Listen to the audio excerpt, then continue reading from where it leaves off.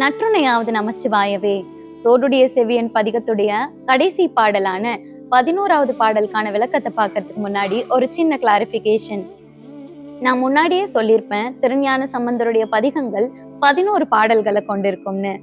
அப்படி இந்த 11வது பாடல்ல என்ன சொல்லியிருப்பாருன்னா, இந்த பதிகங்கள் பாடுறதுனால நமக்கு விளையும் நன்மைகளை சொல்லியிருப்பாரு.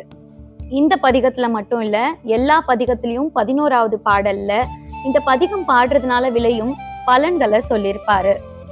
இதன் காரணமா சம்பந்தருடைய பதிகங்கள் திருக்கடை காப்புன்னு அழைக்கப்படுது. இத போல கடைசி பாடல்ல பயன் சொல்றத திருஞான சம்பந்தர் தான் தொடங்கி வச்சாரான்னு கேட்டா இல்ல.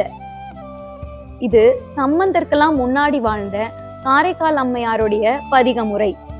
காரைக்கால் அம்மையாருடைய பதிகங்கள் 11வது திருமுறையில அடங்கும். இத இரட்டை மணிமாலை, அற்புத திருவந்தாதி, மூத்த திருப்பதிகம்னு சொல்லுவாங்க.